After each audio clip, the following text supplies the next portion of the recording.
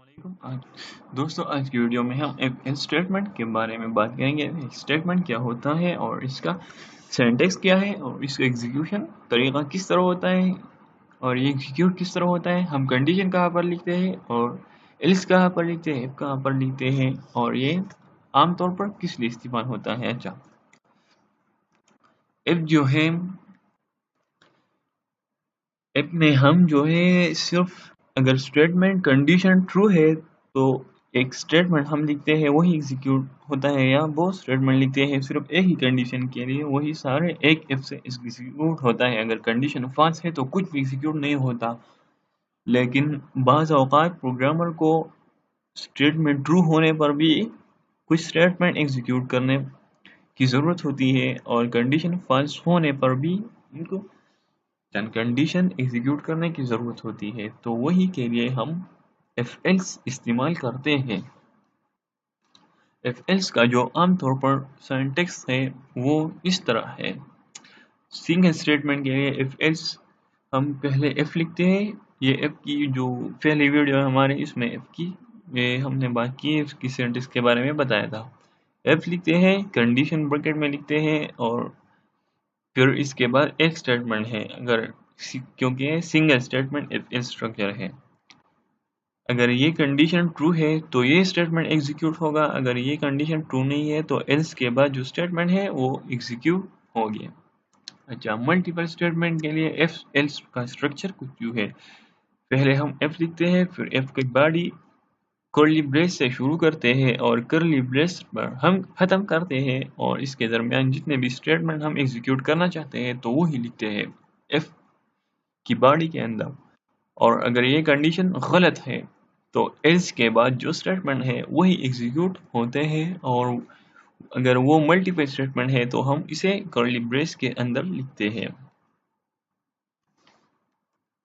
अगर एफ की condition true है तो एफ की स्टेटमेंट एग्जीक्यूट होंगे, एल्स की कंपाइलर इग्नोर करेंगे। अगर एफ की कंडीशन फॉल्स है तो एल्स की स्टेटमेंट एग्जीक्यूट होंगे और एफ की कंपाइलर इग्नोर करेंगे।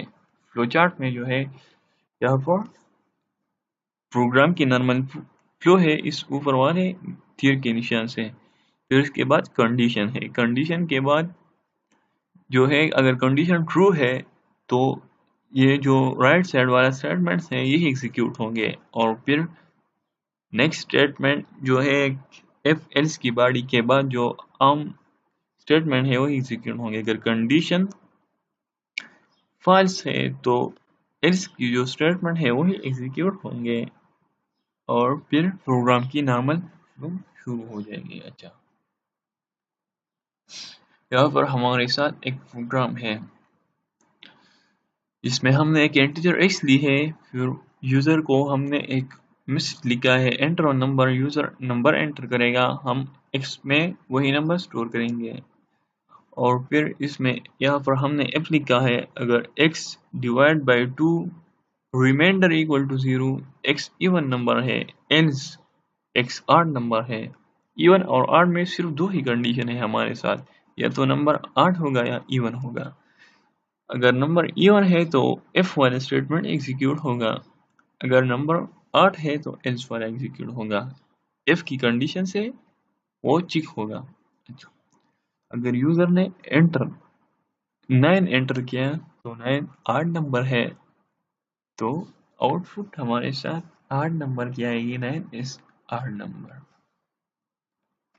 अगर हमारे साथ मल्टीपल स्टेटमेंट है तो मल्टीपल स्टेटमेंट एग्जीक्यूट होंगे। मिसाल के तौर पर यहाँ पर हमारे साथ एक प्रोग्राम है, इसमें हमने इंटीजर x ली है, यूजर को हमने मैसेज किया है एंटर नंबर, वो x एंटर करेगा, x को कंडीशन से चेक होगा, f की कंडीशन से करेगा। अगर x इवन है तो ये दोनों स्टेटमेंट एग्जीक्यूट होंगे। You have enter x even है तो ये नंबर आपने एंटर की है, ये मैसेज आएगा और x की वैल्यू आएगी, और फिर x की वैल्यू आएगी और उस वैल्यू के बाद ये लिखा होगा ये नंबर इवन है। अगर वो 8 है तो ये दोनों स्टेटमेंट एग्जीक्यूट हो गए। आपने ये नंबर एंटर किया है, वो नंबर आपको सामने आएगा, और फिर वो नंबर के बाद अगर वो 8 नंबर है तो इस तरह मैसेज आएगा, ये नंबर आपने एंटर की है और ये 8 नंबर है। मिसाल के तौर पर यूजर ने 8 एंटर किया तो आउटपुट इस तरह आएगा, यू हैव एंटर 8 और 8 इवन नंबर है, तो इवन नंबर का मैसेज आएगा। इंशाल्लाह हमारा नेक्स्ट टॉपिक होगा स्विच डिफॉल्ट स्टेटमेंट। अगर आपको हमारी वीडियो पसंद आई है तो सब्सक्राइब करना मत भूलिए। Thanks for watching.